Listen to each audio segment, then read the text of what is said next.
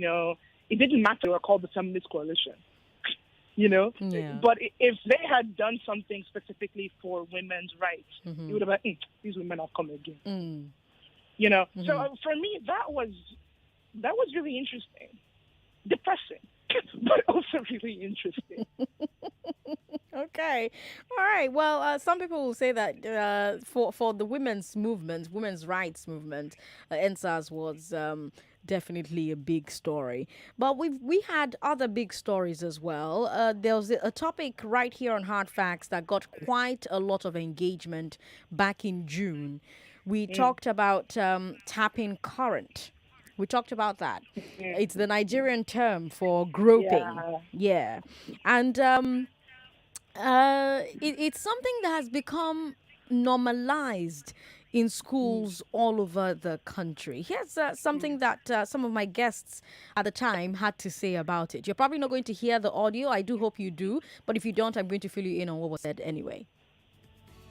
How much have society failed women and the girl child? I think you know the answer to that question. No, see, sometimes we look at these issues and tend to quantify or qualify. I think it is beyond qualification or quantification, and that is why it is very, very important that we deal with it. Sandra, all you need to do is read the Metro News. It's unfortunate that we are all we care about is the headline. We just look at the headlines, peruse and move on.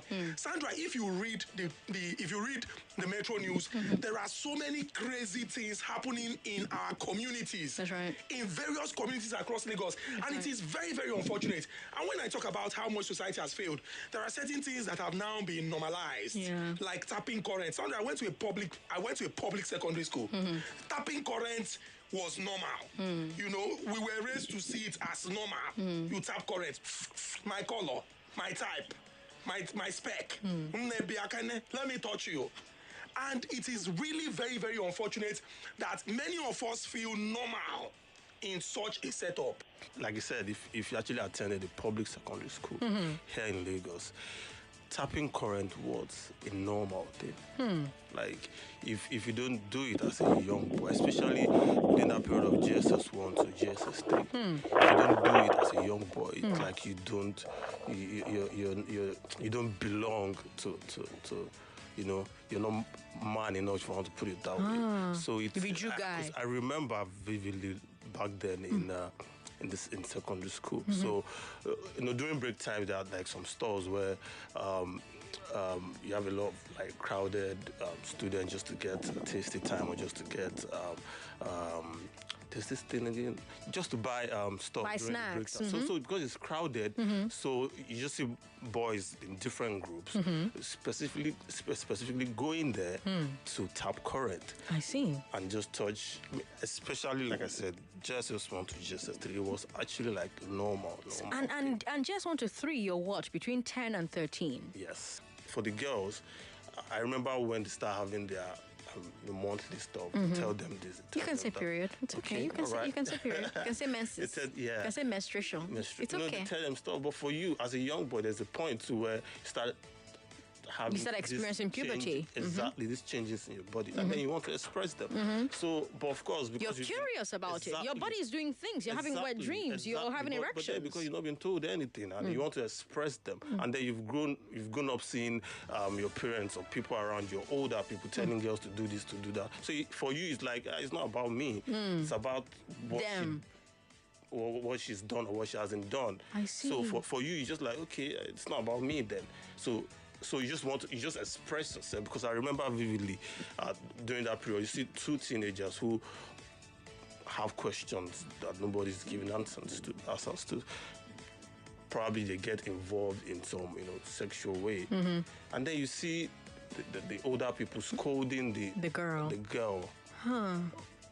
Instead of the boy. You should... Or scolding both of them. Exactly. Instead of scolding both of them, instead of scolding just the girl. I'm like, of course, as a young person, as a young boy, you're just growing up in that kind of society. So for you, it's like, okay, it's not my responsibility. Nothing concern me. That kind of thing. So I think that's where the problem is. So in that clip, I spoke with Chukwudi and Tunde, and they both talked about how growing up groping, or the Nigerian slang tapping current, was so normalized, and how you'd find a boy and a girl in that situation, and when they are caught in some sexual situation or the other, the girl is scolded for it and the boy isn't. And back in June, when I had this conversation, Saratu, I said on air that this normalized groping that we've even given a funky name like tapping current is a gateway to rape in the future. And a lot of people told me I was going too far.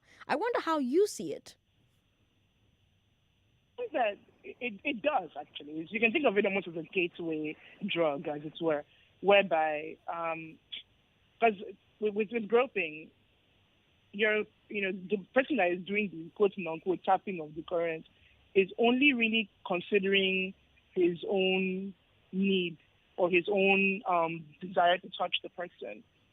Doesn't have any consideration whatsoever for the person that he's touching. Mm. You're not thinking of, is this person even okay with me touching them? Is this something that they want? You're not even engaging with that as a possibility. The most important thing is your right to reach out and touch them.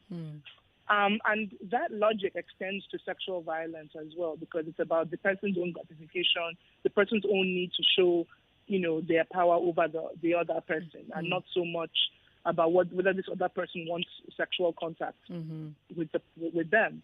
So I know for a lot of people, it's like, it's not just touching. But if you think about it, you're touching, but does the person that you're touching want you to touch them? Great question. That's something that, that the people need to think more about. In what other ways do you think our society undermines girls' body autonomy? No sense that that men are like natural disasters. Like a man is like a flood or an earthquake. What? Yes, because we act like men happen to you. So, the way natural disasters, they wreak a lot of havoc. But you can't blame rain. You can't blame an earthquake for, it's just what it does. It's destructive and it's terrible. But hey, you need to go and get insurance. No one is, you can't place blame on a natural disaster for its action. Yeah. And that's the same way that we tend to see men. Like, boys are bad, you too. Wear a longer dress, cover your head, do this. And if a guy does, grope you or, sexually harass you or worse, sexually violate you, then say, hey, yeah, I'm so sorry. But you too, what were you doing? What were you wearing? Why were you out at night? It's never the man's fault. So we treat men the way we would treat rain. or the way we would treat any natural disaster for happening. Because you can't blame a natural disaster for happening. Now, but when we accept that men are human beings, not natural disasters, then you have to reckon with the fact that they are responsible for their actions. So you believe that if we begin to hold men responsible for their actions, we could stamp out things like tapping currents? I think that if you begin to understand that, number one, that more men need to understand that it's their actions and actions that they thought about that they wanted to do. It's not something that, it's not like they were breathing. It's not something that was like involuntary and that you did subconsciously. No. You say, this babe, I like this her backyard, let me touch. It's an intentional thing that they did that is wreaking so much havoc. And when and also like tether a sense of personal responsibility. And a sense and something that's regarded as bodily autonomy. Like this person has a right to their own body. You don't have a right to their body, to have access to their body.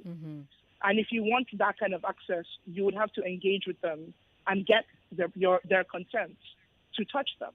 Are there practical steps? Are there practical steps that need to be taken in the home, for instance, or in schools or in playgrounds? What are those steps? What are practical things that can be taken? It's very much upbringing. If you raise your kids, even on themselves, because young boys also get sexually violated. Yeah. We heard about the young boy that got sexually violated in boarding school in Akwa Ibom. Deeper Life School in Akwa Ibom. Mm-hmm. He was 11 years old. Mm-hmm. A senior boy decided that because he's small, that it was perfectly fine to sexually violate him. Mm-hmm. I mean, these things, we have to reckon with the fact that, number one, when you have a respect for your own body, you teach boys and girls, by the way, that your body is yours, that nobody has a right to touch you anyhow, and because just the same way that no one has a right to touch you anyhow, you don't have a right to touch anybody else anyhow. Right. That awareness and understanding. Okay. That's where it begins. Let's talk about it some more, Lagos.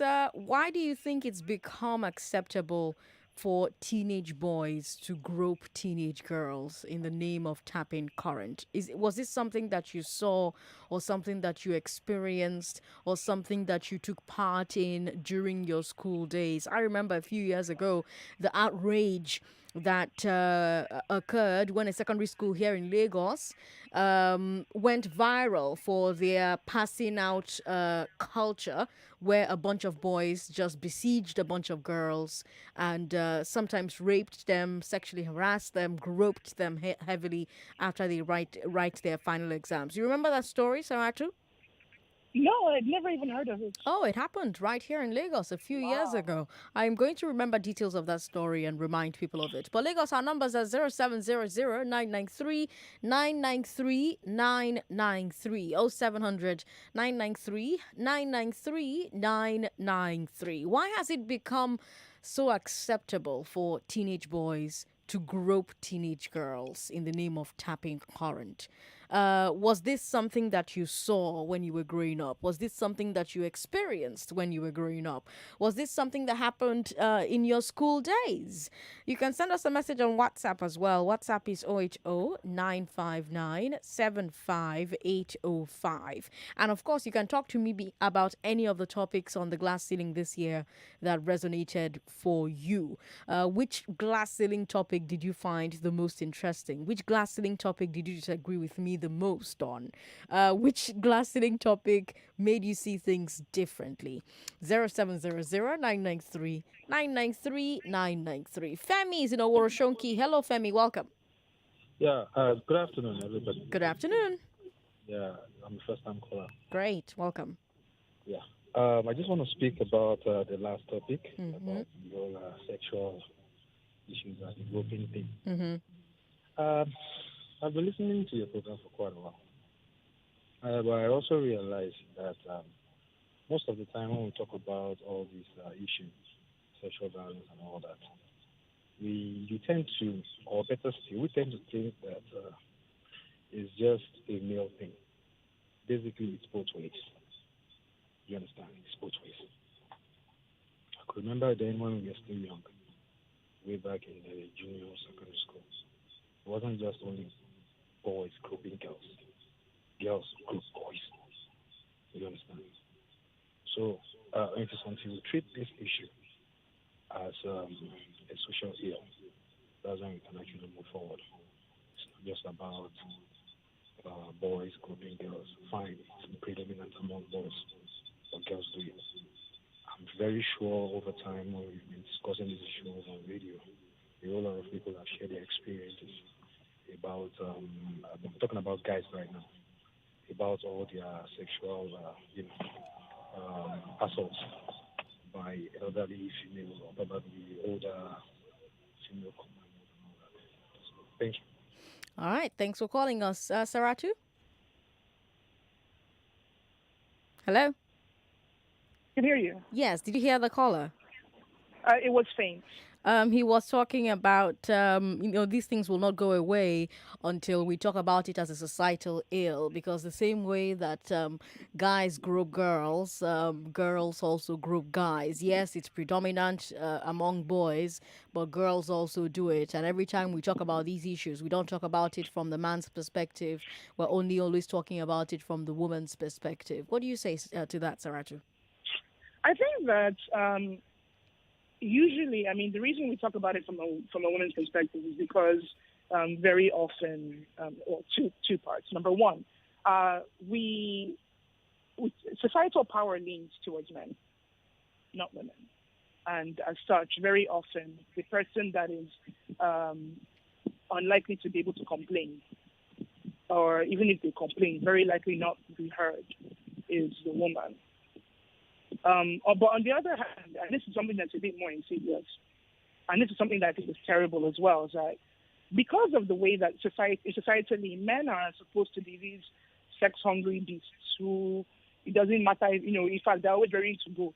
So if they get touched inappropriately, very often, a lot of men don't even feel comfortable saying that they were uncomfortable with someone touching them a certain way, because they're supposed to want it. If a woman reached out and touched you, people say, "Hey, congratulations, my guy." It's just a really terrible thing, because you see like a 12-year-old boy, if he was inappropriately touched or inappropriately, or sexually violated by a woman, a lot of people would probably say, "Hey, big man." They're not thinking about it in terms of, no, his bodily autonomy was violated. He shouldn't have been touched in that manner. And so, it's one of the ways in which patriarchal thinking also hurts men too, because you're not a sex-hungry beast. You're a human being. Mm-hmm. You have a right to your bodily autonomy. You have a right to assert that autonomy, and no one has a right to use their power over you. All right, let's talk to Ikechukwu in Otafam. Ikechukwu, hello. Hello, good afternoon. Good afternoon. Ikechukwu from Otafam. Yes, welcome. Go ahead. Sandra, I tapped current when I was in primary 6. I tapped current inside the bush. I tapped current when I was in class 1. Hello? I can hear you. So I tapped current well, but I did not rape because I have 5 sisters and I have 2 daughters and 1 son. So I did not rape, I did not care, but I tapped current and themselves, they tapped from me. So concerning Mr. President. No, we're done with Mr. President. Let me ask you something about your. I tapped current well, very, very well when I was in school. Is this something that you were proud of, Comrade Ikechukwu? Unfortunately, he's not on the line anymore. But I would have, wanted to find out if tapping current was something he was proud of. He talked about having sisters. Yeah. I would have also wanted to find out. Pretty proud to me. Yeah, he sounded very proud. I would have also wanted to find out if he would want someone to tap his sister's current as well. 99.3, hello. Hello. How are you? What's your name? I'm fine. Good evening. Good evening. Auntie Sandra. Yes, me, Uncle Frank. Welcome. Good evening, ma. Good evening. I want to ask one question. A small one, no verse from you. Okay, I will try. You see, my question goes like this. If you see where 2 men are fighting, they will call it 2 fighting. If you see where 2 women are fighting, people will say, leave those 2 women, they are disgracing themselves. Just leave them. Then if you see where man and the woman is fighting, not trouble. They will say, no matter whatever the woman do, you're not supposed to fight them. You understand? Then, women, that same woman you are protecting, women will go and carry a girl child or a boy child as a nanny, as a housemaid. Today, I have one that this woman screw 3 screw in the housemaid in her housemaid in her skull. That's a very sad, very terrible story. But number one, it's not on our list of topics today. Number two, I didn't talk about it on the glass ceiling. No, now what we're talking about are the things I've talked about this year on the glass ceiling. But can you listen? I'm rounding up now. It's that I'm just making snappy. Okay. So this woman screw 3 screw on the. That one is child Nothing abuse. happened. That's child Secondly, abuse. That has nothing to do with gender equality. That's child abuse, and that's wrong. But woman fighting man is it not the same? I wanted to know. Woman fighting man is assault You and want to call- you battery, want to and it call- should if not you even be understand that thing happening. Like this, you want to call the call. That is, I've let it. Frank, bye bye. Frank just called me to derail the conversation. So if you just tuned in and you're wondering what's Sandra doing on the glass ceiling today, we're looking back at the year. We're looking at all the things we talked about in 2020 on the glass ceiling. We've started with tapping current. I'm asking why it's acceptable for teenage boys to grope teenage girls in the name of tapping current. I'm asking if this is something that you saw, this is something that you experienced, this is something that you took part in during your school days. We're still going to talk about rape culture. We'll talk about that after the break because we had lots of conversations in 2020 about rape culture. At one point, I tried to make a point over and over again, and that point was that a behavior only becomes rampant in a society if the society accepts it and encourages it, right? And that was a point I made again and again and again during the glass ceiling in the year 2020. So think about all the topics we talked about. Which ones resonated with you? Which ones did you agree the most with? Which ones did you disagree with? Think about them and give me a call in a few seconds. From all of us here at 99.3 Nigeria Info, have a Merry Christmas. From all of us here at 99.3 Nigeria Info. After this.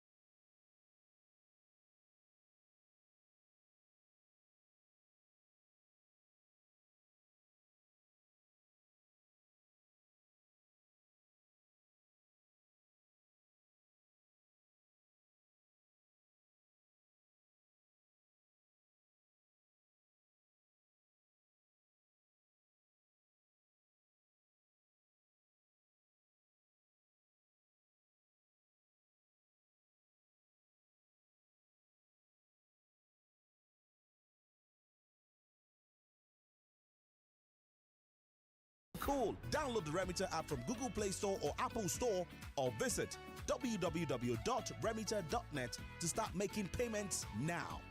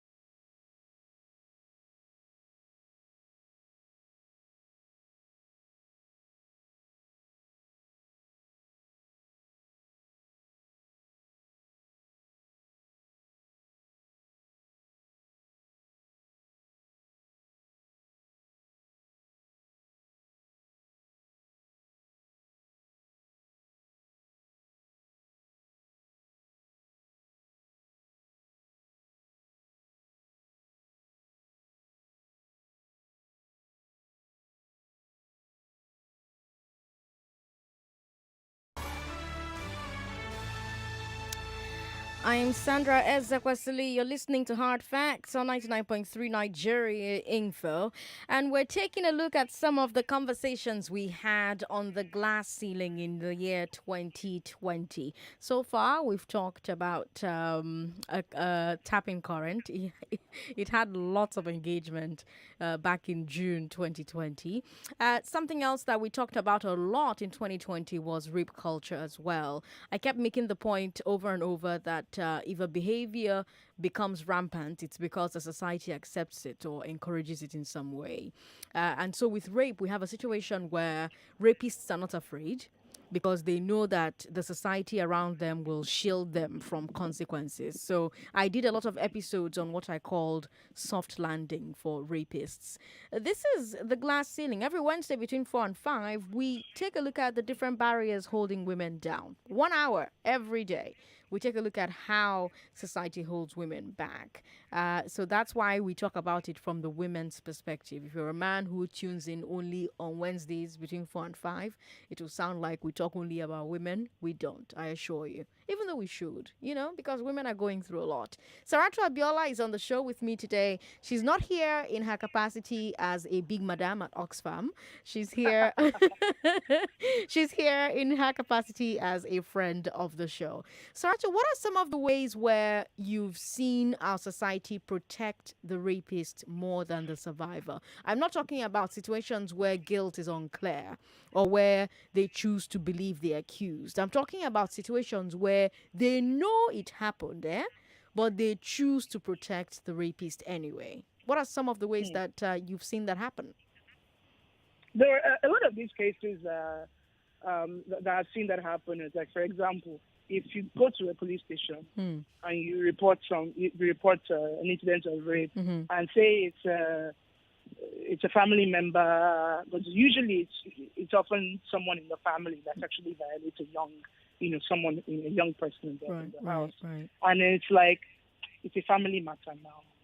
Why are you bringing this one here? Resolve it in your house. Do you want to bring shame to your family? Another instance is whenever someone in a position of power in society does it. Like, it was the devil. Or even, just any instance that we remember where, like a pastor, for example, was found to be sexually violating someone in his congregation. God forgives. He's a man of God. These are not things that can be dealt with ordinary eyes. Who knows? What's the root cause of this soft landing behavior? This give him soft landing behavior. What's the root cause? What do you think is the root cause? I think that on a lot of levels, women are not prioritized in society. Nobody is really thinking of how to protect them. A lot of us were raised religiously, so women are the weaker vessels. Women are the ones that are likely not to have a lot of money in the household.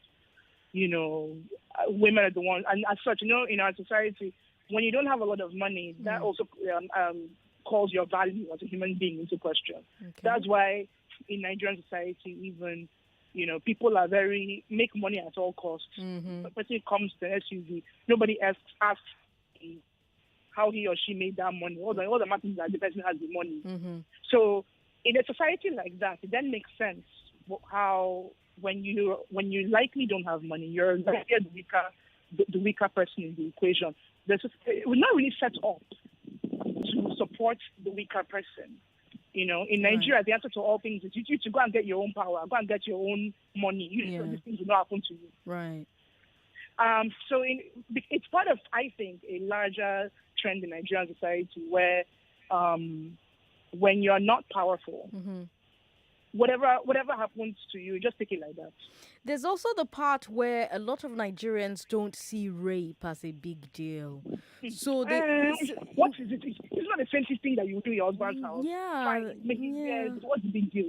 It's the idea that when your autonomy as your bodily autonomy has been violated, when somebody's taking from you what you do not offer. Again, you two now, don't be in that situation.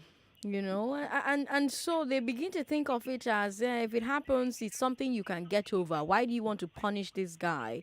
If you send him to prison now, that's a serious bad thing, right? Mm-hmm. And even when they do see rape as a serious thing, they see it as a serious thing for the family name, not the Yes, not necessarily survivor. for the woman, absolutely. Hmm. Because at the end of the day, it's like, and I think that if not a lot of people understand it this way, but there is no way as a society. I mean, if you look at it in general, whether we're talking about police brutality, these ordinary Nigerians, or the way Nigerian government, very often very corrupt and doesn't do a lot for ordinary Nigerians. If you don't understand that on some, because women and men were vessels, were human beings with societal roles attached, right? So man equals provider, the power, all that, and the woman is more the nurturer, at home. Now, when you imbue both of those vessels with social power and social roles, and then you say that people that have more power, which is the man, is able to get away with all sorts in society because he's a man when he does something to women. If on some level you agree with that, even if it's only subconsciously, you then lose the argument when it happens to you at a higher level than just the micro level of man-woman relations. So when you understand, because the way we understand women and men and roles in society is also the way that we understand power in society. So you cannot divorce, our attitudes towards violence at a micro level of man and women and our attitudes towards power at a higher level when we're talking about Nigerian government and citizens. In a lot of ways, I would say that all of us are men and women. How do we fight this then? Who in our society needs to be talked to about this? What's the effective messaging here? I think that it starts again. We were talking earlier about bodily autonomy and respecting another person. Yeah. Regardless of whether they're male or female. Right. Respecting their personhood as a human being and acting accordingly. Those things, I think, that level of understanding from the micro level, translates to the way we understand power in general. If, for example, you do not believe that it is okay for someone to, violate another person just because they have more power over the person in that situation. You also carry that into the knowledge that just because the person has a gun does not mean that they get to throw you into jail for no reason whatsoever, indefinitely, and extort them just as your police. It carries over into that understanding of power carries over into your attitude towards government, where if you're in a service capacity towards a generality of people, that the money that you have access to is not for you to enrich yourself. It's not power, it's responsibility. It's not power over, it's responsibility towards. So when you're able to better understand your power and responsibility in that way, it translates, I think, across the board. But in Nigeria, I'm sure you'll agree with me, a lot of people understand power as abuse. When you have power to do something, it's power really to abuse other your people. position. Yeah, and you see that in general, whether it's people's neighborhood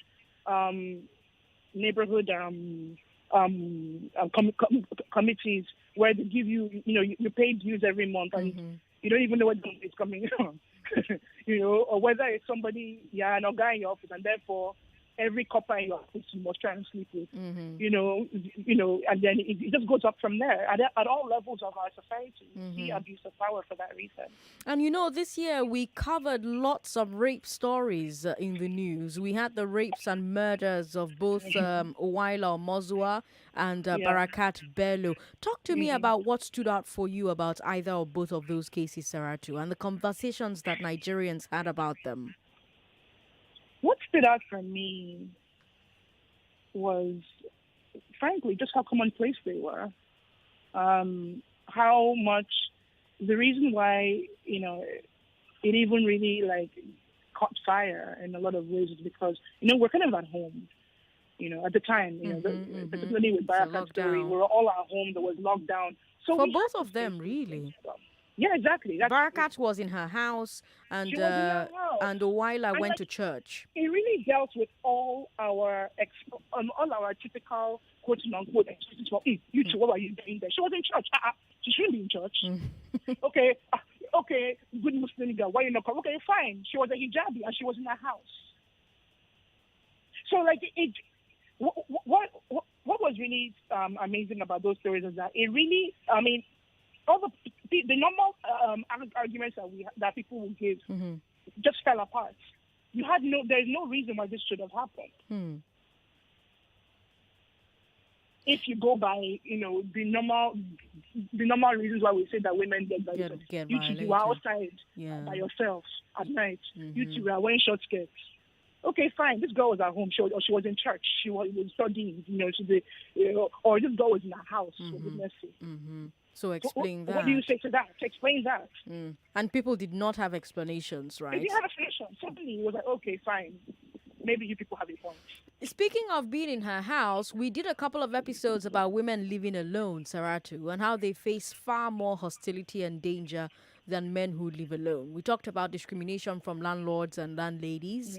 We talked about harassment by neighbors or landlords. I got a lot of pushback on this topic. Some said men also get discriminated against when they're house hunting. Some even said that even some women called to share their stories about being harassed in their flats. And then you had men who called in to say, they just want to keep you company now. Why didn't you just say no? So first, could you explain how the things that women living alone face are worse? Are they worse? And then where do you think this attitude towards complaints of women is coming from? It just happened while you and I were talking about this. A man called in to say, men too. Where does that come from? I think that there's generally a sense that a lot of other people would, the way they see themselves as quote unquote good people. They are not, because when you think of a rapist, or someone who is perpetrating rape culture, you think of this really, this old school man who's like a bit of a beast. He isn't really, like a ruffian. But a lot of people, we mostly consider ourselves good, religious, kind people. So when you espouse certain beliefs that are being put under a microscope, the first instinct is to push back, say, what are you trying to say? Because I'm a perfectly nice man, or I'm a perfectly nice person. I'm not a monster. So a lot of people will push back because because they see themselves in a lot of these on the other end of these complaints, and they are pushing back like, no. But do you think that what women face when they live alone is worse than what men face? I would say that it's definitely there are definitely other kinds of discrimination that happen. For example, someone can say, I'm not hiring, no Igbos in my house. I'm not going to let any Igbos come and live in my house. It's also bad. It's equally bad as gender discrimination. Someone said, for example, when I was looking for an apartment and the landlord was like, what do you do? And is that how you make your money? Are you sure? And I got all kinds of really terrible, comments passed on me because as a single woman looking for an apartment. So I've also been on the receiving end of that, even in terms of when I'm bringing artisans into my house, having to deal with discrimination. I remember I got someone to come and help me fix my fridge. The guy came to the house, looked at the fridge, and refused to tell me what was wrong with my fridge. Actually, just left the house. Said that later he was no problem and just left. And I was very confused. So I went to the person that helped me get the guy. And in my presence, the guy calls the guy, and the guy said, yeah, this is the thing that was wrong with our fridge. ABC, her compressor seems to be having issues. And I'm like, he didn't know that I was hearing it on the speaker. And I said, Oga, why did you not tell me all of this? He said, now the person who owned the fridge, now I want to talk to, not you. Now I know that it was you that was at home, but it's not your house. I'm sorry, what? Was it your house, in fact?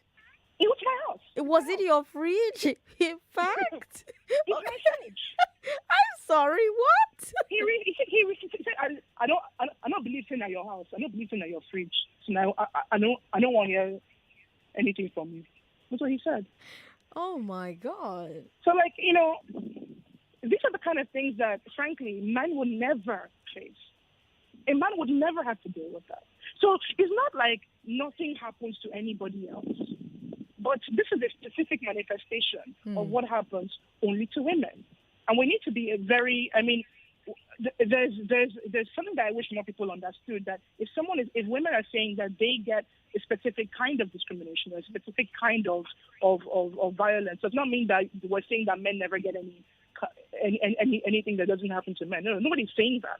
We're saying that this is how it shows up for us. And there's no need for defensiveness as a result. Saratu Abiola here, Big Madam at Oxfam,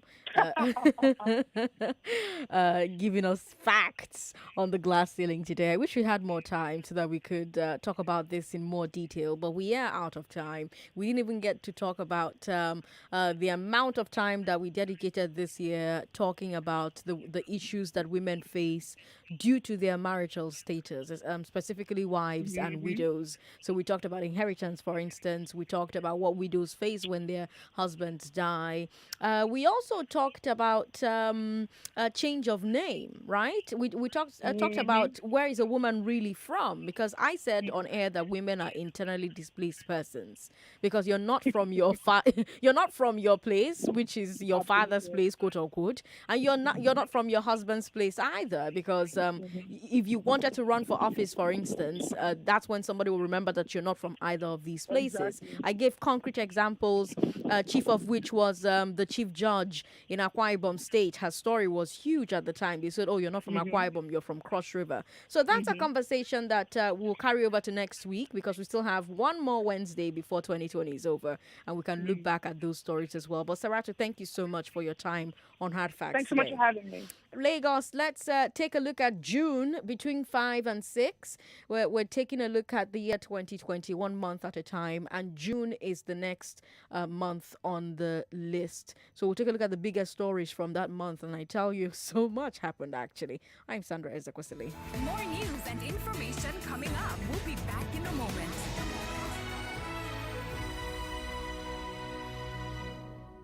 Reload.